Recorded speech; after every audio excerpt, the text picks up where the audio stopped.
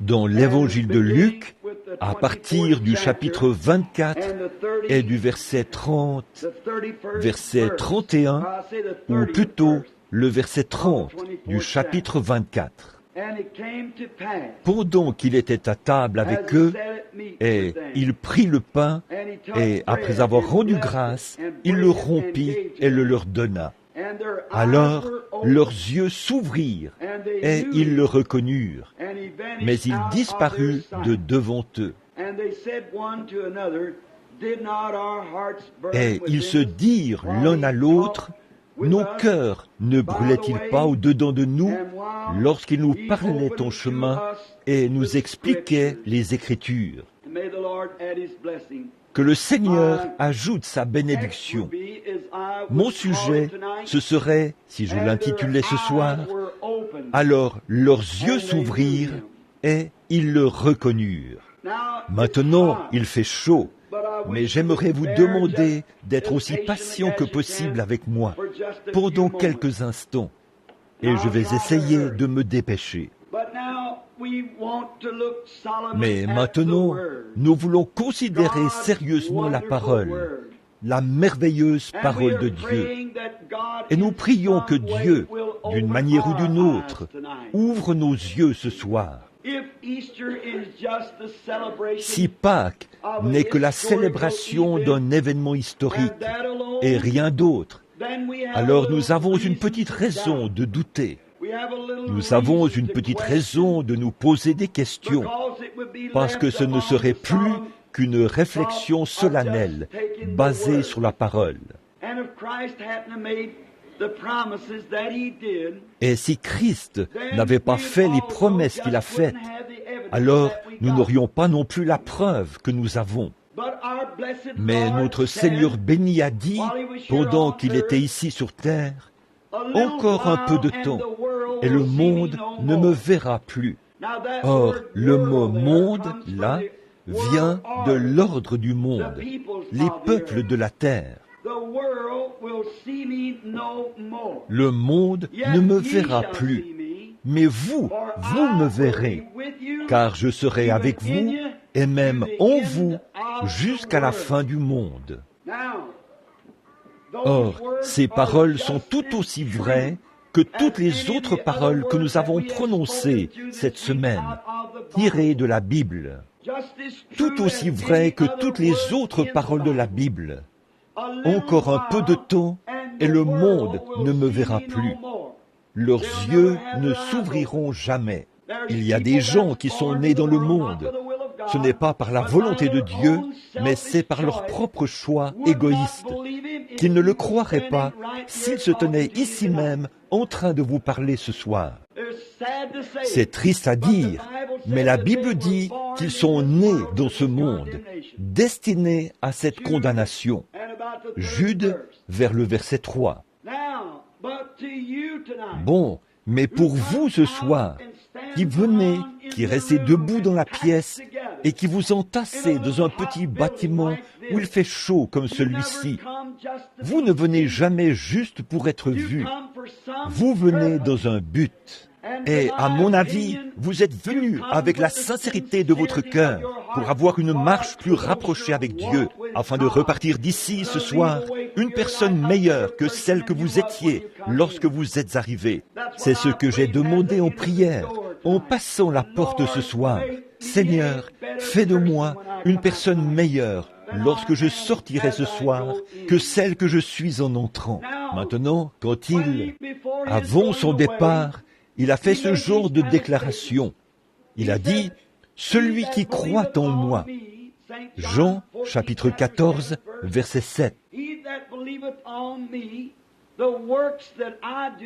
Celui qui croit en moi fera aussi les œuvres que je fais. Il en fera plus, parce que je m'en vais au Père. Je pars et je reviendrai. Maintenant, nous allons voir les œuvres qu'il a faites. Les œuvres qu'il a faites, il ne prétendait pas être quelqu'un de grand. Il n'était qu'un homme humble. Il n'a pas parlé avec un vocabulaire élaboré. Il a simplement parlé comme un homme ordinaire. Il vivait parmi les pauvres. Les renards avaient des tanières et les oiseaux avaient des nids, mais il n'avait pas d'endroit où reposer sa tête. Il avait un seul vêtement qui lui avait été donné. Il était tissé d'une seule pièce, sans couture. C'est pour ça qu'ils l'ont tiré au sort. Pourquoi en a-t-il été ainsi? Parce que la prophétie de l'Ancien Testament devait s'accomplir. Ils se sont partagés mes vêtements. Ils ont tiré au sort ma tunique. Donc, ils ne pouvaient pas le fondre par la couture. Ils ont dû le tirer au sort. Et c'était pour accomplir la prophétie de l'Ancien Testament. Mais nous allons voir dans quelques instants qu'est-ce qu'il a fait. Et je crois ce soir que chaque cœur a faim de cela. Du plus petit au plus âgé ce soir, de voir Jésus-Christ. C'est le désir de mon cœur. Et pourquoi donc? Si nous prétendons par les Écritures, on l'entend retentir à la radio aujourd'hui, on diffuse des émissions à la télévision, des pièces de théâtre ont été présentées, on déclare « Il n'est pas ici, mais il est ressuscité ». Eh bien, alors s'il est ressuscité, la Bible dit dans Hébreux 13, 8, « Il est le même hier, aujourd'hui et éternellement ». Maintenant, voici ce qu'il en est, mes amis. C'est soit la vérité, soit ce n'est pas la vérité. Or, si ce n'est pas la vérité, alors la Bible est fausse, et alors les paroles sont fausses. Et alors, nous sommes perdus. Il n'y a pas de résurrection des morts, et nous ne faisons que faire semblant de croire.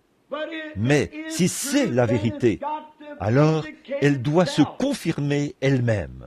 Si vous dites que cette eau est mouillée et que je n'ai jamais vu d'eau auparavant, vous en versez sur moi, et si ce n'est pas mouillé, alors vos paroles sont fausses. Mais si vous en versez sur moi et que c'est mouillé, alors vos paroles sont vraies. Si Christ est le même hier, aujourd'hui et éternellement, alors la Bible est vraie. S'il n'est pas le même hier, aujourd'hui et éternellement, alors elle n'est pas vraie.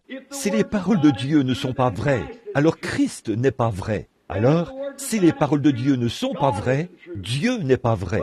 Mais là, si la parole de Dieu est vraie, alors la Bible est vraie, Dieu est vrai, Christ est vrai. Et nous devrions être fidèles à la cause. Exact. Or, quand il était sur terre, il ne prétendait pas être un grand guérisseur. Combien savent que le Fils de Dieu n'a jamais prétendu être un guérisseur? C'est tout à fait exact. Il a dit, « Je ne peux rien faire de moi-même. Je ne fais que ce que je vois faire au Père. Ce n'est pas moi qui fais les œuvres, a-t-il dit. C'est le Père qui demeure en moi. C'est lui qui fait les œuvres. » Quel genre d'œuvre faisait-il? Nous voyons dans la Bible qu'un homme du nom de Philippe a été sauvé. Il est allé là-bas et est allé trouver un ami, Nathanaël. Tout là-bas, c'était un trajet de 50 kilomètres, de l'autre côté de la montagne. Il l'a amené à Jésus. Quand il l'a trouvé, il était sous un arbre, en train de prier. Et il a dit, « Viens voir qui nous avons trouvé, Jésus de Nazareth, le fils de Joseph. » Il a dit, « Peut-il sortir quelque chose de bon de Nazareth ?»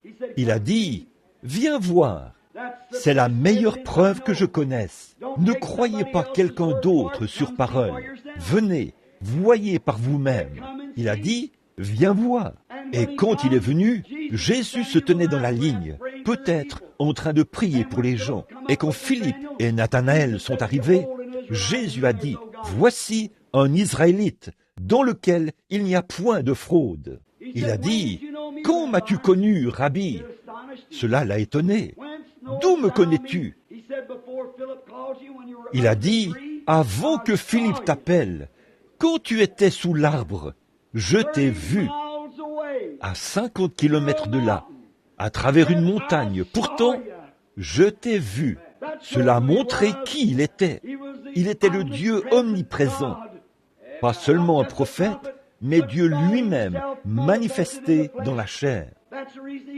C'est pour cette raison qu'il a pu donner sa vie et la reprendre. Un jour, une petite femme est venue puiser de l'eau et il lui a parlé et a dit, « Femme, donne-moi à boire. » Elle a dit, « Vous n'avez pas coutume, vous les Juifs, de nous demander ce genre de choses, à nous les Samaritains. Nous n'avons pas de relation entre nous. » Il a dit, « Mais si tu savais à qui tu parles, c'est toi qui me demanderais à boire. Je t'apporterai de l'eau qu'on ne vient pas puiser ici. » Et elle a dit, « Le puits est profond, Seigneur. Tu n'as rien pour puiser. Et où pourrais-tu trouver cette eau? » Qu'est-ce qu'il était en train de faire? Il était en train de contacter son esprit. Et quand il a découvert quel était son problème, c'était qu'elle vivait dans l'adultère. Elle avait 5 maris et elle vivait avec son 6e. Et Jésus lui a dit, « Va chercher ton mari et viens ici. » Et elle a dit, « Je n'ai pas de mari. » Il a dit, « Non, tu en as eu 5, et celui avec lequel tu vis maintenant n'est pas le tien. » Alors, tu as eu raison de dire cela. Regardez maintenant, le Juif, quand Jésus accomplit ce miracle pour lui, ce Juif fervent, ce vrai, ce véritable Juif a dit, « Tu es le Fils de Dieu, le roi d'Israël. » Il savait que ces signes étaient censés accompagner le Messie. Et maintenant, voici une Samaritaine. Quand ce miracle était opéré pour elle, elle a dit, « Seigneur, je vois que tu es prophète. Nous savons que quand le Messie viendra, il nous dira ces choses. Mais qui es-tu? » Il a dit, « Je le suis, moi qui te parle. » Elle a laissé sa cruche et s'est précipitée dans la ville et a dit, « Venez voir un homme qui m'a dit ce que j'ai fait. Ne serait-ce point le Messie? » Certainement. Tout au long des Écritures, nous pourrions le voir, qu'il a accompli les choses que le Père lui montrait. La Bible dit dans Jean qu'on lui a demandé pourquoi il n'avait pas guéri tous ses infirmes. Et il a dit, « En vérité, je vous le dis. » Jean 5, 19. « En vérité, je vous le dis. Le Fils ne peut rien faire de lui-même. Mais ce qu'il voit faire au Père, le Fils le fait pareillement. Or, si Christ est ressuscité des morts et qu'il est parmi nous aujourd'hui, et qu'il a promis que les mêmes choses qu'il avait faites, nous les ferions aussi. C'est soit la vérité, soit ce n'est pas la vérité. La Bible dit, il est le même hier, aujourd'hui et éternellement. Et mes amis, je suis vraiment heureux de savoir qu'aujourd'hui, je crois vraiment, de tout mon être, que Jésus-Christ est le Fils de Dieu. Il a été conçu et né par une naissance immaculée. Il a souffert sous Ponce Pilate. Il a été crucifié, il est mort, il est enseveli, il est ressuscité le 3e jour, il est monté au ciel et il est assis à la droite de sa majesté. Et le Saint-Esprit est ici en train de poursuivre la même œuvre qu'il avait faite quand il était ici sur terre. Quelle belle pensée! Quel beau matin, le premier matin de la résurrection, le premier Pâques qui s'est levé sur la terre. Vous rendez-vous compte que ce Pâques que nous célébrons, sa résurrection, ne fait qu'annoncer un glorieux Pâques à venir, l'heure où il descendra des cieux, et tous ceux qui sont morts en Christ ressusciteront et partiront avec lui. Nous n'attendons que cela, ce grand Pâques qui vient. Et aujourd'hui, comme c'est beau, quelle consolation, quelle preuve nous avons, quand la Bible le déclare, quand son omniprésence le déclare, quand sa puissance de guérison le déclare, quand son grand esprit le déclare, quand tout dans la nature le déclare, son Église le déclare, mon cœur le déclare. Le cœur de tout homme né de nouveau le déclare, que Jésus-Christ est le Fils de Dieu et il reviendra. Et il est le même maintenant, hier, aujourd'hui et éternellement. Maintenant, remarquez, c'était en ce beau matin de Pâques. Il y avait eu beaucoup de rumeurs, de conversations. Des femmes étaient revenues de la tombe et avaient dit que des anges leur étaient apparus. Et elle pensait que c'était un jardinier. C'était Marie, la mère, car elle a entendu une voix parler derrière elle, qui a dit, « Qui cherches-tu » Et quand il s'est retourné, elle s'est retournée et a dit, « Ils ont emporté mon Seigneur. Je ne sais pas où ils l'ont mis. Si tu le sais, dis-moi où il est, et j'irai le chercher. » Il s'est retourné et a dit, « Marie » et elle l'a regardé. Elle a dit, « Rabouni », ce qui veut dire « maître ». Il a dit, « Ne me touche pas, car je ne suis pas encore monté, mais je monterai vers votre Père et vers mon Père, vers mon Dieu et vers votre Dieu. Mais va dire à mes disciples que je les rencontrerai en Galilée. » Combien cela semblait être des rêveries en ce qui concernait cet homme qu'ils avaient vu embaumé, qui était mort, enseveli. Et là, c'était le 4e jour, ou le 3e jour qu'il était mort. Pierre s'était découragé et voulait aller à la pêche. 2 d'entre eux ont dit, l'un s'appelait Cléopas, ils ont dit, nous allons simplement rentrer chez nous, à Jérusalem. Et en chemin, ils marchaient ce matin-là, alors que Pierre, lui, avait pris sa ligne à pêche et était parti à la pêche. Ces deux-là étaient en chemin, tristes. Et alors qu'ils avançaient sur la route, ils disaient, « Eh bien, je suppose que la vie ne vaut pas la peine d'être vécue. Oh, nous croyons vraiment qu'il était le Messie. Comment cet homme qui a ressuscité les morts a-t-il pu se tenir là et laisser ce souverain sacrificateur se moquer de lui? Comment cet homme qui a eu vision après vision a-t-il pu laisser un soldat romain lui bonder le visage avec un morceau d'étoffe, le frapper sur la tête et dire « Si tu es prophète, dis-nous qui t'a frappé ». Comment a-t-il pu implorer la miséricorde sur la croix, étant donné qu'il pouvait même ressusciter les morts? Oh, c'était un moment décourageant. Et ces temps de découragement arrivent pour chaque croyant, pour vous tester, pour vous éprouver et pour voir si vous croyez vraiment. Chaque fils qui vient à Dieu doit d'abord être éprouvé, formé.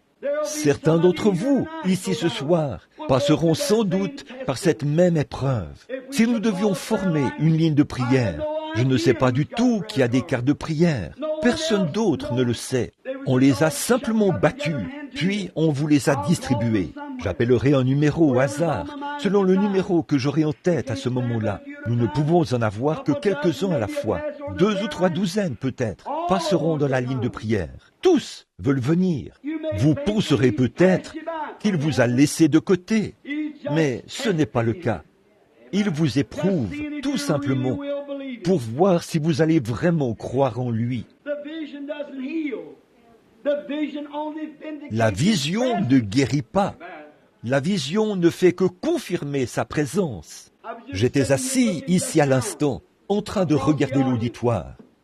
Et je vois une de mes amies, Madame Cox, qui vient du Kentucky.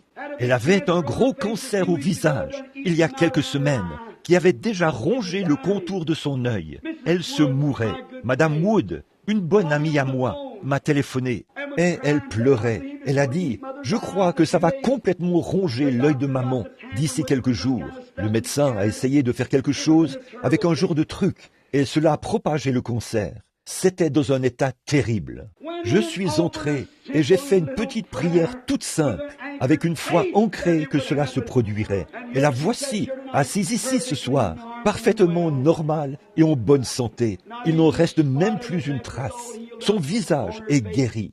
Elle est assise juste ici, devant nous. Il y en a d'autres ici qui ont vécu la même chose. Pourquoi? C'est parce que Jésus-Christ est ressuscité des morts et il vit. Celui-là même qui a pu toucher un lépreux et qui a dit « Je le veux, sois pur », peut toucher un cancer et dire « Je le veux, sois pur », s'il est le même hier, aujourd'hui et éternellement. Et alors que Cléopas et les autres marchaient, découragés, ils étaient en quelque sorte en train de vivre un de ces matins tristes, où on dirait que tout va de travers. Et tout à coup, quelqu'un est sorti, et il est arrivé derrière eux, s'est approché et les a rattrapés.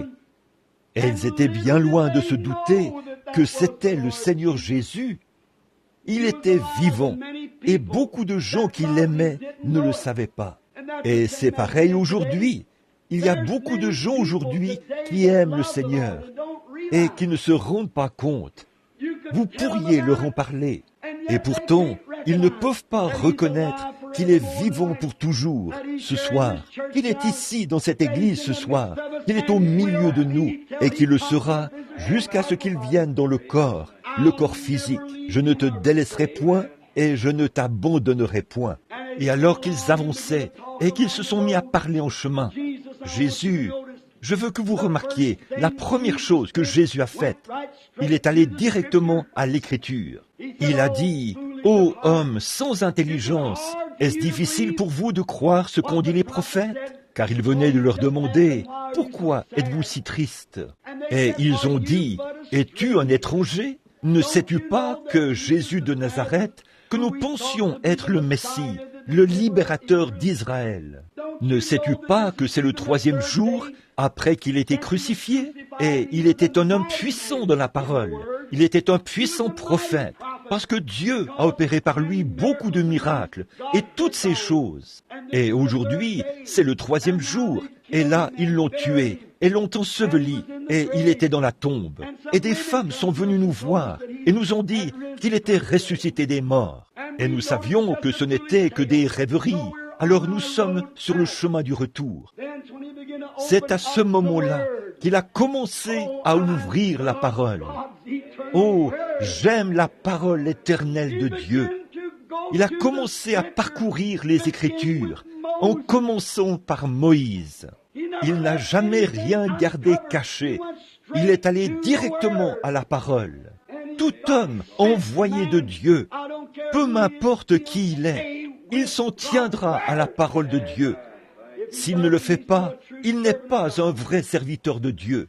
Il est allé directement à la parole. Il a montré par la parole que Christ devait mourir, ressusciter et entrer dans sa gloire. Oh, quelle conversation ils ont dû avoir.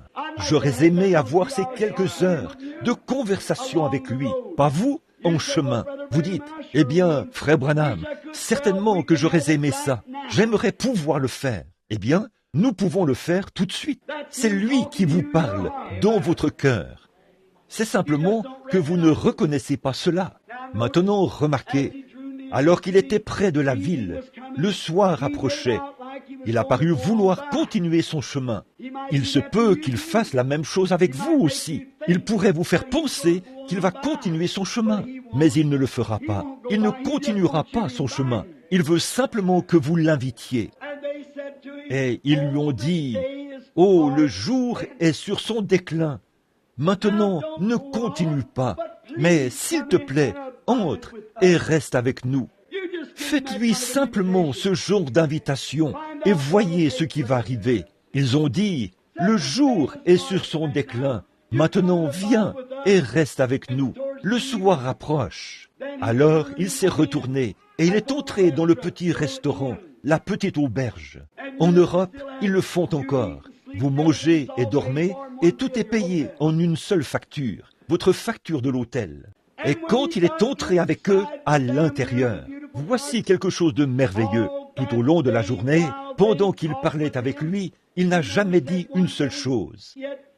Pourtant, ils avaient marché avec lui et parlé avec lui auparavant, mais ils n'ont pas reconnu cela. Qui vous a empêché d'avoir cet accident l'autre jour? Qui a permis que ce bébé se rétablisse? Qui a payé cette facture d'épicerie pour vous? C'était lui, mais vous ne reconnaissez simplement pas cela. Qui vous a donné la santé, qui vous a permis de venir à l'église ce soir? C'est lui, mais vous ne reconnaissez pas cela. Oh, si seulement nous pouvions faire comme eux, simplement l'inviter à entrer. Et quand il est entré, qu'il est entré à l'intérieur, qu'il a fermé les portes, alors il a fait quelque chose qu'aucun autre homme ne pouvait faire de cette façon-là. Il était le seul qui pouvait le faire, car ils avaient été avec lui avant sa crucifixion. Il a pris ce pain, et la façon dont il a fait cela, c'était sa façon à lui de le faire. Leurs yeux se sont ouverts, et ils ont reconnu que ça ne pouvait être que lui. Il ne s'est pas attardé très longtemps avec eux. il est disparu de devant eux en un instant. Et en chemin, ils sont repartis à toute vitesse, d'un pas léger, en criant victoire, pour aller dire aux autres, le Seigneur est réellement ressuscité. Ils ne sont pas retournés pour se disputer au sujet de leur religion. Ils ne sont pas retournés pour faire des histoires à ce sujet, mais ils savaient simplement qu'il était ressuscité des morts. Eh bien, mes amis, si Jésus-Christ, le Fils de Dieu vivant, après 1900 ans, si la Bible est vraie, il a dit « Je suis vivant au siècle des siècles ». Il est tout aussi vivant ici, dans ce bâtiment ce soir. Il était au jour de sa résurrection. Il est simplement dans un corps. Certains d'entre eux étaient rassemblés, et il a traversé les murs, est apparu là, à l'intérieur, au milieu d'eux. Il a dit, « Tenez, touchez-moi, regardez mes cicatrices dans mes mains. Un esprit a-t-il de la chair et des os comme moi ?» Il a dit, « Donnez-moi à manger. » Et ils lui ont donné du poisson et du pain. Et il s'est tenu là, et il l'a mangé, devant eux. Il a dit, « Un esprit ne mange pas comme vous me voyez manger. » Qu'est-ce qu'il est? Il est ce grand Dieu Jéhovah vivant qui est au milieu de nous ce soir. Partout où 2 ou 3 sont assemblés, il est là, au milieu d'eux. Je serai au milieu d'eux. Et maintenant, voici ce que je pense. Si Christ vient vers cet auditoire, pendant que vous transpirez, que vous attendez, et qu'il prouve en ce temps de Pâques qu'il est vivant, et qu'il est ici dans ce bâtiment ce soir, alors vous avez le droit de lui demander tout ce pourquoi il est mort, et croyez que vous le recevrez. Croyez-vous que c'est la vérité? Certainement. Là, je pourrais vous parler longtemps, mais une seule parole de Christ comptera plus que toutes les paroles que moi, je pourrais prononcer, avec une voix fatiguée et cassée, une voix surmenée comme elle l'est. Et puis, autre chose, quand je prêche, puisque je suis chez moi ici, c'est difficile d'avoir une réunion fructueuse, avec l'onction de l'Esprit comme ça. Pourquoi? Parce qu'ici, c'est chez moi. Jésus a dit, un prophète, chez lui, dans sa propre patrie, même dans sa propre région. C'est simplement quelque chose qui se passe ainsi. Il est dit que quand il est retourné dans la ville de son enfance, les gens ont dit, n'est-ce pas le fils du charpentier? Sa mère, Marie, n'est-elle pas ici avec nous? Tous ses frères, ne sont-ils pas ici? Et ses sœurs aussi? Ne les connaissons-nous pas? De quelle école est-il sorti? À quel séminaire a-t-il obtenu son diplôme? Quelles sont ses références? Il n'est venu ni d'une école, ni d'un séminaire. Il n'avait non plus aucune référence. Mais il est venu de Dieu. Mais ils ne pouvaient pas voir cela. Ils ont dit, d'où lui vient cette sagesse? Et quand ils l'ont vu discerner les pensées des gens, quand Pierre s'est approché de lui, il a dit, tu t'appelles Simon, le nom de ton papa est Jonas. Ça l'a stupéfait. Comment pouvait-il savoir qui il était? Les pharisiens se tenaient là et ont dit, c'est un Belzébul, il est le chef des 10 heures de bonne aventure. C'est un démon. Et Jésus a dit, vous dites cela contre moi, le Fils de l'homme. Cela vous sera pardonné. Mais quand le Saint-Esprit sera venu et qu'il fera la même chose, si vous dites un seul mot contre cela, il ne vous sera jamais pardonné, ni dans ce siècle, ni dans le siècle à venir. Donc, c'est quelque chose de dangereux. Alors, comment a-t-il pu savoir? Pourquoi a-t-il dit cela? Il savait que ces signes cesseraient jusqu'à ce qu'on arrive à ce dernier jour. Et en ces derniers jours, il ne serait pas juste s'il répandait sa colère sur un peuple juste. Nous avons été pesés dans la balance et trouvés légers. Tout ce à quoi nous pensons, c'est profiter des plaisirs de la vie, des émissions de radio, des choses non censurées, Elvis Presley, Arthur Godfrey, des plaisanteries grossières, des célébrités à la radio et à la télévision. Mercredi soir, nous restons à la maison au lieu d'aller à la réunion de prière pour écouter des âneries pareilles et nous prétendons être chrétiens. Puis, quand Dieu déverse son esprit et montre les signes de sa résurrection, nous condamnons cela et nous nous en détournons. Et c'est un péché impardonnable de faire ça. Jésus a dit, dites un seul mot contre cela et ça ne vous sera jamais pardonné, ni dans ce siècle, ni dans le siècle à venir. Donc, Cet esprit doit venir en ces derniers jours pour prouver que cette parole de Dieu est vraie. Et je dis, sous l'autorité de la parole de Dieu, et par ce que je ressens dans ma propre âme, ce même Esprit Saint, l'Esprit, est ici même, en ce moment, au milieu de ces gens. Or, j'ai déclaré qu'il est ressuscité des morts. J'ai déclaré qu'il est vivant, vivant pour toujours. J'ai déclaré qu'il est le même, hier, aujourd'hui et éternellement, le même dans son principe, le même en puissance, le même en toutes choses, sauf dans son corps physique, qui est assis à la droite de Dieu et de la majesté, dont la gloire. Mais le Saint-Esprit est ici, il est à l'œuvre, il agit, il accomplit, il fait exactement ce que Jésus-Christ a fait, car c'est la preuve de sa résurrection. Quelle belle heure! Maintenant, je suppose que vous voyez dans quelle position je me trouve. Maintenant, ce n'est pas seulement devant ce petit groupe d'environ une centaine de personnes, ou de 200 personnes, ici dans ce petit bâtiment, qui sont entassés ici ce soir. Mais j'ai fait cette déclaration devant des milliers de milliers et des centaines de milliers de personnes. J'ai tenu la Bible dans une main et le Coran dans l'autre, et j'ai dit que l'un doit être vrai et l'autre faux. Et j'ai défié tout prêtre mahométan de venir prouver, ou n'importe qui d'autre, un bouddhiste ou quoi qu'il soit, de défendre le Coran et de défendre leur religion. Mais tout le monde est resté silencieux. Mais frères, la raison pour laquelle je fais cela, c'est parce que je sais que mon Rédempteur est vivant. Et il est la vérité. Jésus-Christ est vivant. Il est ici.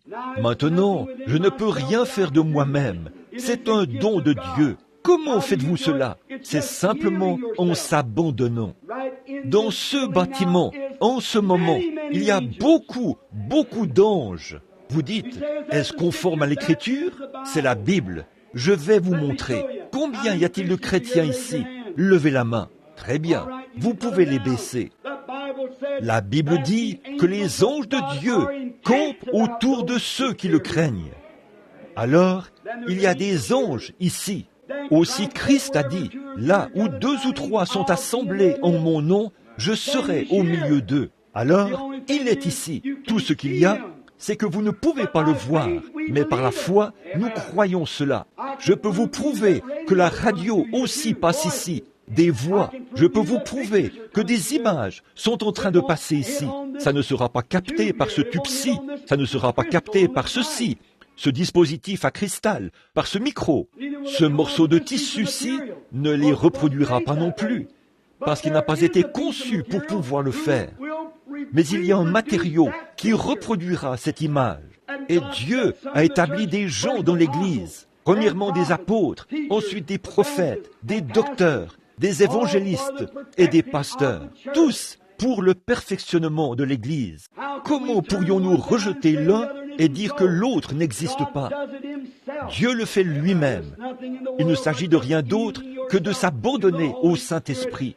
Et à partir de là, le Saint-Esprit prend la relève. Et vous ne savez pas ce que vous faites. C'est l'œuvre souveraine du Saint-Esprit. Maintenant, mes amis, vous qui vivez ici, dans ma ville, et je veux dire ceci maintenant, avant de terminer ces réunions de réveil, un de ces jours, il ne restera même plus une seule cendre à Jeffersonville. Il n'en restera pas une seule à Charlestown. Il n'en restera pas une seule à Louisville. Ce monde est mûr pour le jugement. Ils ont maintenant une bombe à hydrogène que la Russie peut tirer de Moscou, la faire atterrir sur la 4e rue. Et chacune de ces fabriques de poudre, par ici, s'enfoncera 25 mètres sous terre, avec une seule bombe, sur un carré de 25 km de côté. Elle creusera un cratère profond de 45 mètres dans le sol. La main est sur la détente. L'horloge continue son tic-tac. Il est plus tard que vous ne le pensez. Pourquoi attendre jusqu'à ce moment-là? Souvenez-vous, si cette tente où nous habitons sur la terre est détruite, nous en avons une qui nous attend. N'ayez pas peur des bombes à hydrogène, ni de rien d'autre. Tant que vous avez Christ dans votre cœur, c'est le meilleur abri anti-aérien que je connaisse. Il est fait de plumes. Sous ses ailes, vous demeurez. Alors, ne vous inquiétez pas de ces choses-là. Si vous êtes chrétien, Mais si vous n'êtes pas chrétien, vous êtes certainement dans une position terrible. Vous ne savez pas à quelle minute votre cœur va arrêter de battre. La Bible dit que les hommes mourraient dans les derniers jours de problèmes cardiaques. Le cœur des hommes qui défaille, la peur, la perplexité des temps, la détresse parmi les nations. Regardez cela, il y a 10 fois plus d'hommes qui meurent que de femmes. La Bible n'a jamais dit que le cœur des femmes défaillirait. Elle dit le cœur des hommes défaillirait. Tout à fait, parfaitement. L'autre jour, à Oakland, ma femme et moi étions là-bas, à San Francisco, quand ce grand tremblement de terre a frappé. Et là, la terre s'est mise à rugir et à tressaillir, au point où les bâtiments ont été secoués et les cheminées se sont détachées des maisons. De grosses boules de vapeur s'élevaient comme ça, pleines de fumée ou de suie, ou quelle que soit la chose, de ces endroits-là. Et les gens se sont précipités dans les rues en criant. J'ai pensé, quand sera-t-il quand le Seigneur apparaîtra réellement? Les débits d'alcool, là, ils ont replacé leur alcool sur les étagères et ils le vendent. Les gens viennent l'acheter. Cet homme ne pourrait pas le vendre si personne ne l'achetait. C'est vrai. C'est nous qui sommes les coupables. Je vais vous dire, frères, je suis américain et j'aime mon pays. Mais cette vieille nation est pesée dans la balance et trouvée légère. Elle est en train de sombrer, aussi certain que je suis un ministre derrière cette estrade ce soir. Maintenant, je dis ça pour trouver grâce devant Dieu. Je le dis parce que Dieu me met à cœur de le dire. Et la meilleure chose à faire, c'est de vous préparer pour la venue du Seigneur. Maintenant, croyez en lui, ayez foi en lui. Maintenant, tous les mots que je pourrais dire, je le répète, ne vaudraient rien en comparaison de ce que Jésus dirait. Mais vous rendez-vous compte de la position dans laquelle je me trouve avec ce groupe de gens ce soir? J'ai soit mal interprété quelque chose, soit j'ai dit la vérité.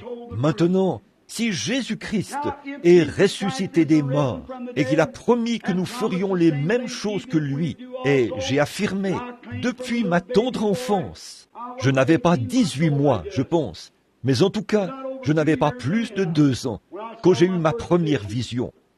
Ça a été ainsi toute ma vie. Les gens qui sont ici dans le tabernacle le savent. Pendant tout le temps que j'ai été ici, pas une seule fois ça n'a failli, et ça ne faillira jamais, parce que c'est Dieu. Cela a fait le tour du monde. Un grand réveil a été déclenché. Et maintenant, par la grâce de Dieu, j'en suis à mon 2e million d'âmes qui ont été gagnées au Seigneur Jésus lors de mes propres réunions. Le 2e million. C'est vrai. Et pensez un peu aux millions d'autres qui sont allés là. Oral Roberts, toutes ces étincelles qui ont été allumées à partir de cette chose et qui ont été à l'œuvre, des milliers de milliers, si bien qu'un grand réveil de la puissance de Dieu se produit partout dans le monde. Et le diable propage toutes sortes de faussetés pour neutraliser cela. Mais la vraie, la véritable parole de Dieu ira tout droit jusqu'au bout. Elle ne faillira jamais. Moi, l'Éternel, je l'ai plantée. Je l'arroserai jour et nuit, de peur qu'on ne la ravisse de ma main. Or, ce soir, j'affirme que Christ est ressuscité des morts. Il est le même, hier, aujourd'hui et éternellement. Maintenant, que le Seigneur vous bénisse. S'il le fait, alors vous, si vous croyez cela, que Dieu vous bénisse. Demandez-lui alors, quand il entrera en scène, si Christ apparaît ici sur cette estrade. Voici un défi. Si Jésus-Christ, le Fils de Dieu, apparaît ici même sur l'estrade et fait les mêmes choses qu'il a faites quand il était ici sur terre, croirez-vous en lui? Regardez-le sur le chemin d'Emmaüs, comme ces garçons ont rompu. Quand il a rompu ce pain, il a fait là quelque chose qu'aucun autre homme ne pouvait faire. C'était quelque chose que seul Christ pouvait faire. Et ils ont reconnu cela. Maintenant, s'il veut bien faire la même chose ici que seul Christ peut faire, non pas quelque chose de faux, mais exactement la même chose qu'il avait faite, alors croyez-le, recevez-le, ayez foi en lui, aimez-le, servez-le. Je vais vous dire une chose, adhérer à une église ne suffit pas. Ça ne marchera pas. Il vous faut naître de nouveau. Il ne s'agit pas d'une excitation émotionnelle. Il ne s'agit pas d'un petit quelque chose que vous avez dit. Eh bien, j'ai poussé des cris, j'ai parlé en langue, j'ai fait ceci. Il ne s'agit pas de ça. Quand tout au fond de votre cœur, quelque chose vient vous changer et que vous devenez une nouvelle créature en Jésus-Christ. Vous recevez la personne, Jésus-Christ, quand les choses anciennes meurent et que les choses nouvelles naissent de nouveau. Vous redressez vos torts, vous aimez vos ennemis, vous priez pour ceux qui vous maltraitent. Ça, c'est quand vous êtes chrétien. On reconnaît l'arbre aux fruits qu'il porte. Que le Seigneur vous bénisse maintenant, alors que nous courbons la tête. Je vais demander à la sœur d'aller au piano et de jouer lentement. Le grand médecin est proche maintenant, le compatissant Jésus. Et vous qui êtes à l'extérieur, là, qui avez des cartes de prière, approchez-vous de la porte. Nous allons commencer dans un instant. Prions. Notre cher Père Céleste, oh, ma pauvre voix, j'ai parlé pendant 4 mois, ma voix est très fatiguée, mais je te prie de m'aider maintenant même. Ici, il y aura un autre événement important au Branham Tabernacle. Ici, il y aura un autre témoin qui se lèvera dans les derniers jours, au jour du jugement. Beaucoup sont debout à l'intérieur et à l'extérieur ce soir. Beaucoup d'entre eux se demandent, beaucoup se disent, est-ce vrai ou n'est-ce pas vrai? Ô Père éternel béni, nous te prions de manifester maintenant ton amour pour nous, en apparaissant ici et en rendant ta parole vraie. J'ai parlé de ta parole, comme tu l'as fait toi-même à Cléopas et son ami, en route vers Emmaüs. Et sur notre chemin, Seigneur, alors que nous faisons route, tu nous parles par ta parole. Et maintenant, viens parmi nous. Ô glorieux Christ, viens parmi nous. Prouve que tes paroles sont vraies et manifeste ton être ici ce soir.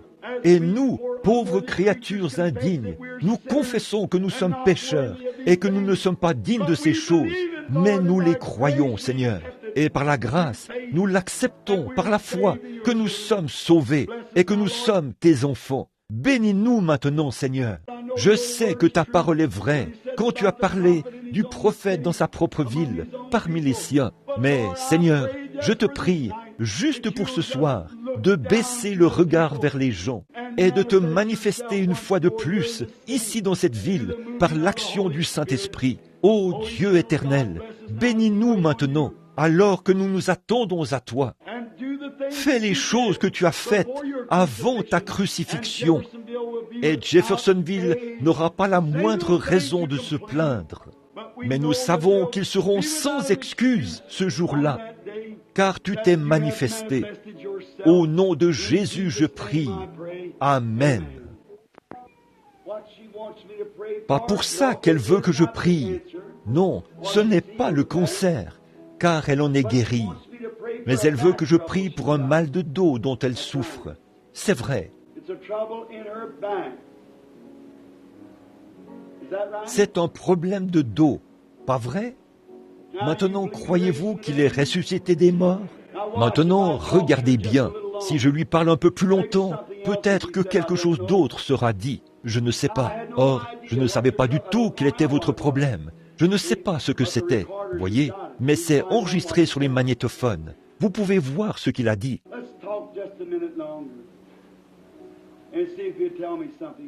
Parlons encore un instant et voyons s'il va me dire autre chose.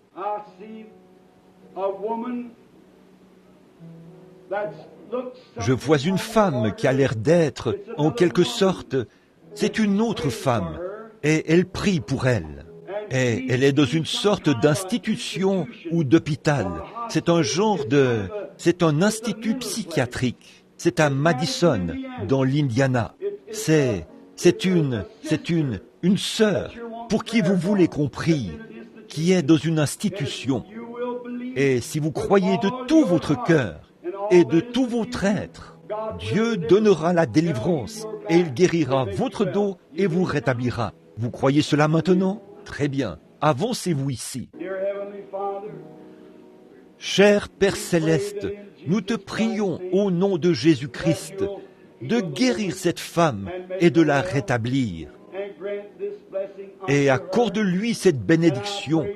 Et je prie que la miséricorde de Dieu repose sur elle, qu'elle la guérisse et que la gloire te revienne. Je prie au nom de Jésus-Christ. Amen. J'aimerais dire ceci. Il y a une vibration qui vient de là, qui vient juste d'ici. Juste un instant. Restez là un instant. J'ai remarqué que cette lumière vous a quitté, s'est déplacée.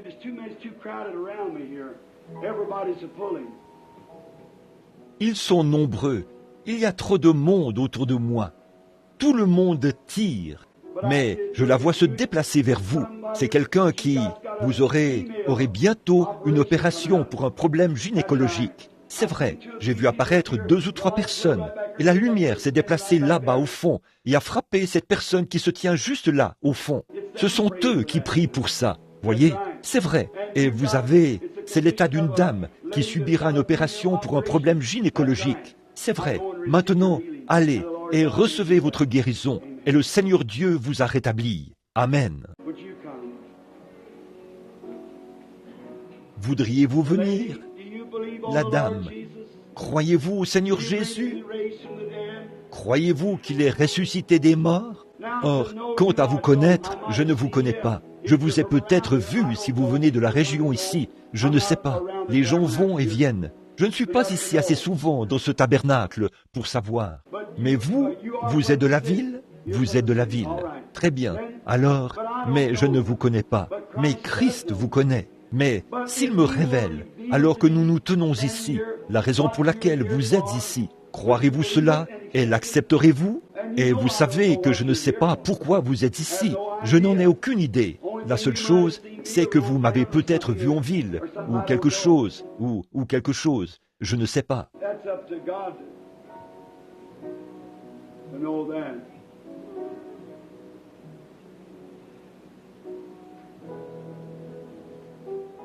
C'est à Dieu de savoir cela. Là-bas au fond, voulez-vous vous remettre de ce problème intestinal que vous avez? Croyez-vous que le Seigneur Jésus vous rétablira? Si vous le croyez, vous pouvez obtenir cela. Quelqu'un d'autre souffre d'une anomalie de la numération sanguine. Assis là-bas, je les ai vus faire. Croyez-vous que le Seigneur va vous rétablir? Très bien. Croyez-vous de tout votre cœur? Alors, vous pouvez recevoir votre guérison. Dieu vient de vous guérir. Vous l'avez touché. Ce n'est pas moi que vous avez touché. Vous êtes à 10 mètres de moi. Amen. Maintenant, croyez-vous qu'il est ressuscité des morts? Regardez simplement et vivez, là, pendant qu'on avance dans la ligne. Oh, c'est tellement difficile ici à Jeffersonville. Voyez, et une foule comme celle-ci tout autour de soi, tout le monde.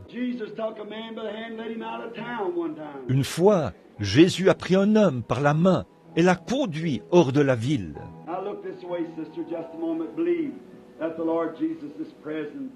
Maintenant, regardez par ici, sœur, juste un instant.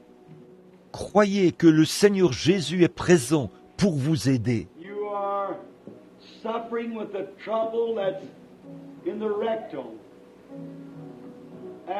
Vous souffrez d'un problème rectal et un médecin vous a examiné et il vous a dit que c'était les hémorroïdes. Je vous vois aussi essayer de vous déplacer dans la maison et vous avancez très lentement. Vous souffrez d'arthrite. C'est ainsi dit le Seigneur. Le médecin a dit qu'il fallait vous opérer. C'est tout à fait vrai. Et je l'ai vu signer cette petite carte-là, dans son bureau. Rebecca Baker, 509 rue Graham. C'est tout à fait vrai. C'est dans son bureau, inscrit sur le rapport. C'est vrai. Croyez-vous? Alors vous pouvez recevoir votre guérison. Au nom du Seigneur Jésus-Christ, que cette femme reçoive sa guérison. Amen. Que Dieu vous bénisse, madame. Allez, en croyons maintenant. Ayez foi en Dieu. Si seulement vous pouviez être conscient de la présence du Seigneur. Maintenant, la dame qui se tient ici, afin que vous, je ne vous connais pas, pour autant que je sache, vous ne me connaissez pas, et je ne vous connais pas. Pas vrai? Très bien. Alors vous êtes quelqu'un qui ne me connaît pas, et je ne les connais pas, et je ne connaissais pas l'autre dame. Mais cette dame m'est totalement inconnue, pour autant que je sache. Si c'est vrai, levez la main, madame. C'est la toute première fois que nous nous rencontrons. Voici une femme et un homme. C'est une très belle image de Jean 4, où une femme et un homme se sont rencontrés. La femme était une Samaritaine. Jésus était un Juif. Et ils se sont mis à parler ensemble. Et Jésus a révélé les secrets de son cœur et lui a fait savoir quel était son problème. Or, s'il est le même Jésus aujourd'hui, il peut faire la même œuvre aujourd'hui. Si cette femme veut bien lever la main vers Dieu, non pas pour jurer, parce que nous ne croyons pas qu'il soit juste de le faire, simplement lever sa main en toute sincérité, avec la mienne, pour attester que nous ne nous sommes jamais vus auparavant et que nous ne savons rien l'un de l'autre. Voulez-vous lever la main, madame? Voilà, elle ne m'a jamais vu, je ne l'ai jamais vue, et elle m'est totalement inconnue. Maintenant, s'il y a la présence du Seigneur Jésus est ici, si la femme est malade, je ne pourrai pas la guérir. Elle a déjà été guérie. Christ l'a guérie quand il est mort pour elle. Croyez-vous cela? Mais s'il se tenait ici en ce moment, à l'endroit où je me tiens, et qu'il pouvait, lui révélerait, ou ferait quelque chose pour que sa foi s'élève et soit satisfaite. Bon, elle est peut-être ici pour des problèmes financiers. Elle est peut-être ici pour des problèmes familiaux. Elle est peut-être ici parce qu'elle est en train de mourir d'un cancer. Elle est peut-être ici parce qu'elle souffre de la tuberculose. Je ne sais pas. Je ne peux pas vous le dire. Et maintenant, si vous voulez vous mettre à ma place, venez prendre ma place ici. Vous êtes les bienvenus, certainement. Moi non plus, je ne sais pas, et je ne le ferai pas non plus. Mais le Dieu du ciel le sait. Comprenez-vous maintenant? Et si Christ accomplit la même chose ici, la vérité infaillible, comme il est ressuscité des morts, et a prouvé qu'il est le même Jésus qui a parlé à la femme au puits, combien ici diront « Je le recevrai tout de suite comme mon guérisseur » ou quel que soit mon besoin, levez la main pour dire « Je le recevrai s'il fait cela ». La femme qui a les mains levées, nous ne nous sommes jamais rencontrés. Que le Seigneur l'accorde, c'est ma prière. Maintenant, la dame semble s'éloigner de moi. Si l'auditoire peut entendre ma voix, je vois quelqu'un debout. Elle n'est pas vraiment ici pour elle-même.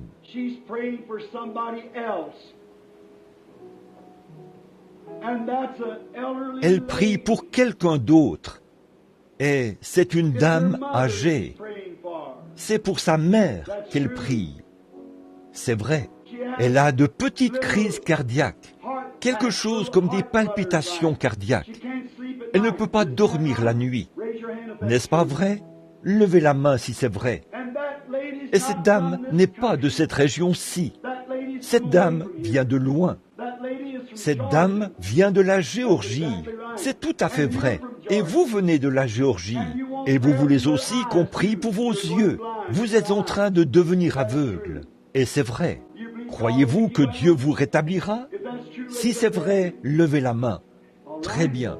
Maintenant, croyez-vous? Ayez foi en Dieu maintenant, pendant que je prie pour elle. Vous qui êtes dans la salle, priez pour vous-même et croyez Dieu. Il est ici, omniprésent.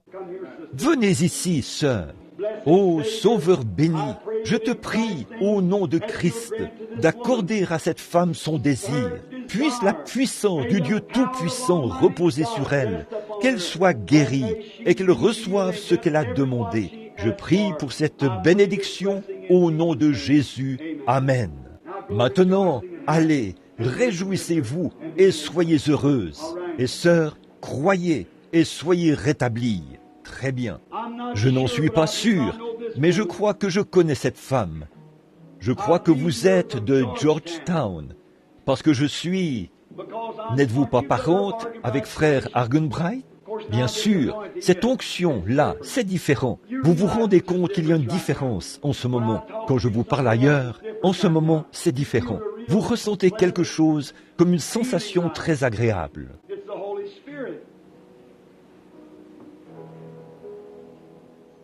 c'est le Saint-Esprit. Vous n'êtes pas ici pour vous-même. Vous êtes ici pour quelqu'un d'autre. C'est une petite fille d'environ 4 ou 5 ans. Elle a des problèmes de reins et elle habite dans le nord de l'Indiana. C'est vrai.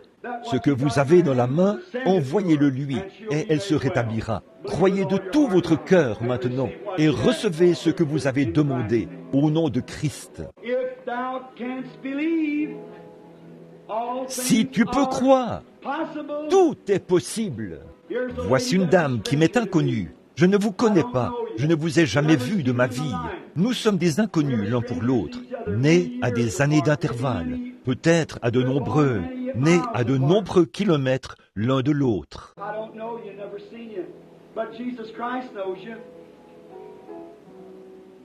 Je ne vous connais pas, je ne vous ai jamais vu, mais Jésus-Christ vous connaît. Il s'est passé quelque chose dans l'auditoire. Un homme est apparu près de moi. Le voici, assis là, une hernie ombilicale. Croyez-vous, monsieur? Alors Christ vous guérit et vous rétablit. Amen. C'est comme ça qu'il faut faire. Croyez. Qu'est-ce qu'il a touché? Je n'ai jamais vu cet homme, mais il était guéri sur le champ. Il a touché le Seigneur Jésus, qui est présent ici. Débarrassez-vous de cette incrédulité. Oubliez que je suis William Branham. Regardez à Jésus-Christ. C'est lui qui est ici. Je défie votre foi au nom de Christ. Ne pensez pas à moi, mais croyez que c'est le Seigneur Jésus qui est ici. Et voyez ce qui va arriver. Peu m'importe où vous êtes dans le bâtiment. Maintenant, voici une petite femme. Je ne l'ai jamais vue. Elle est plus âgée que moi. Elle, je ne sais pas qui elle est, d'où elle vient. Je ne sais rien à son sujet. Je lui suis totalement inconnu. Mais Christ la connaît. S'il me révèle la raison pour laquelle vous êtes ici, accepterez-vous cela et le croirez-vous? Vous avez ressenti cette drôle d'impression il y a quelques minutes, quand j'ai dit quelque chose, n'est-ce pas? C'est votre sœur, celle qui est à l'hôpital psychiatrique de Madison, dans l'Indiana. C'est exact. En effet, une autre femme se tenait ici, et vous étiez là, à regarder de ce côté-ci. Et quand vous vous êtes avancé ici, vous croyez la vision. C'est tout à fait vrai. C'est ce qui a produit cela. Et la raison pour laquelle vous êtes ici ce soir, c'est parce que vous avez un problème cardiaque. Vous venez de faire une crise cardiaque. C'est tout à fait vrai. Et je vois maintenant, en regardant dans une vision, cette région vallonnée. Vous venez de quelque part, ici, dans le sud de l'Indiana. Vous venez de près de Corridon. C'est de là que vous venez. Rentrez chez vous. Vous êtes rétablis. Jésus-Christ vous rétablit. C'est ainsi dit le Saint-Esprit. Ayez la foi et croyez. Ne doutez pas. Croyez seulement. Pouvez-vous reconnaître l'omniprésence du Seigneur Jésus? Comme c'est merveilleux. Qu'est-ce qui se passe? J'ai une vision, c'est ici, dans le coin. Le médecin ne sait pas s'il s'agit d'un cancer ou de la tuberculose. C'est vrai. Mais si vous le croyez, vous êtes guéri de toute façon. Votre foi vous a sauvé. Allez de l'avant. Voilà l'omniprésence du Dieu vivant. Je défie votre foi. Si tu peux croire. Maintenant, il est ressuscité des morts. Il est ici avec nous. C'est lui. Ce sont les choses mêmes qu'il a faites quand il était ici sur terre. 2000 ans ont passé. Il est toujours vivant. Et il est vivant au siècle des siècles. Croyez simplement. Ayez la foi. Je ne vous connais pas, madame. Je ne vous ai jamais vu de ma vie. Je ne sais rien à votre sujet. C'est vrai, n'est-ce pas? Jésus-Christ vous connaît. Si Dieu me révèle pourquoi vous êtes ici, croirez-vous en lui? Et croirez-vous que je suis son prophète? S'il le fait, vous saurez que quelque chose m'a oint. Vous sauriez absolument que c'est cela. Maintenant, si je disais, je vais vous imposer les mains, soyez guéris, vous auriez le droit d'en douter. Mais si Dieu me dit quelque chose que vous savez être la vérité, alors vous saurez si c'est la vérité ou pas. Pas vrai? C'est un trouble gynécologique. Vous avez été opéré. Je vous vois sortir de la table d'opération avec quelque chose de blond sur le visage. Mais ça n'a pas réussi. C'est vrai. Mais ce diable s'est caché du médecin. Mais il ne peut pas se cacher de Dieu. Rentrez chez vous et soyez rétablis, madame. Jésus-Christ vous a guéri et vous a rétabli. Si vous pouvez croire, je vous suis inconnu, madame. Croyez-vous que Jésus-Christ, le Fils de Dieu, est ici? Croyez-vous qu'il vous rétablira? Le diabète, ce n'est rien pour Dieu de guérir cela. Croyez-vous qu'il vous rétablira? Alors, rentrez chez vous et recevez votre guérison au nom de Jésus-Christ, le Fils de Dieu. Amen. Venez ici, madame. Croyez-vous? Maintenant, arrêtez de penser cela là-bas. Ce n'est pas de la télépathie. Vous ne pouvez pas vous défiler maintenant. Je vais vous montrer. Je ne connais pas cette femme. Mettez vos mains sur les miennes, madame. Si Dieu me révèle quel est votre problème, comme je regarde par ici, vous savez que je ne lis pas dans vos pensées. Si Dieu me révèle quel est votre problème, croirez-vous que Jésus-Christ est le Fils de Dieu et que je suis son serviteur? Si vous le croirez, levez la main. Vous avez un problème gynécologique, un problème féminin. C'est vrai. Vous aviez cela. Vous ne l'avez pas maintenant. Vous êtes guéri.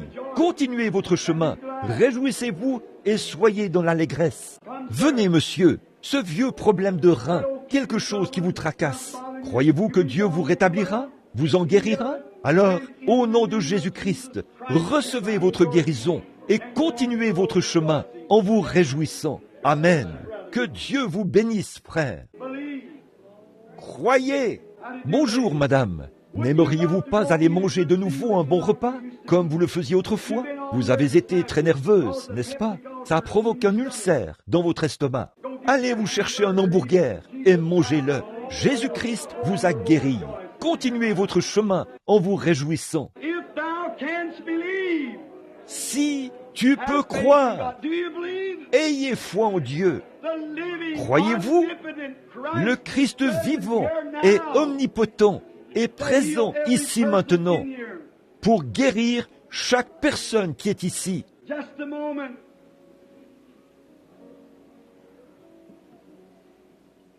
Juste un instant. Tout au bout de la rangée, assis juste là, il y a un jeune homme assis là. Ta foi est plus grande que tu ne le pensais, fiston. Tu avais un problème cardiaque, n'est-ce pas? Si c'est vrai, lève-toi. Jésus-Christ t'a guéri, fiston. Tu es rétabli. Continue ton chemin et sois en bonne santé. Croyez-vous en lui? Ayez foi en Dieu. Voici un homme que je ne connais pas.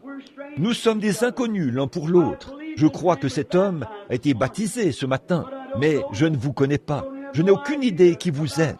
N'est-ce pas vrai? Si Jésus-Christ me révèle pourquoi vous êtes ici, accepterez-vous cela?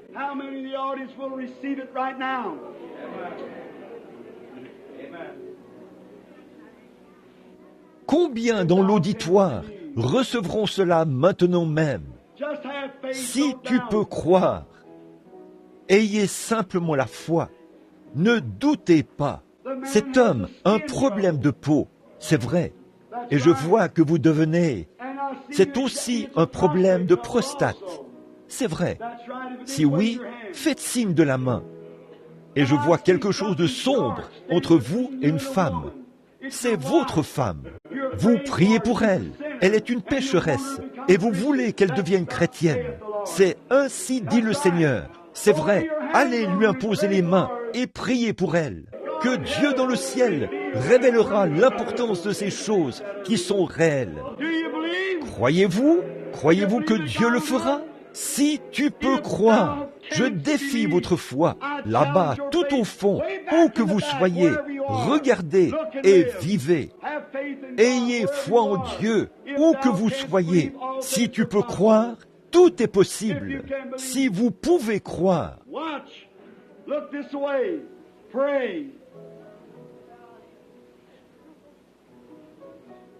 Observez, regardez par ici, priez. Vous dites, qu'est-ce que vous regardez, frère Branham? Rebecca, come back this way a little, honey.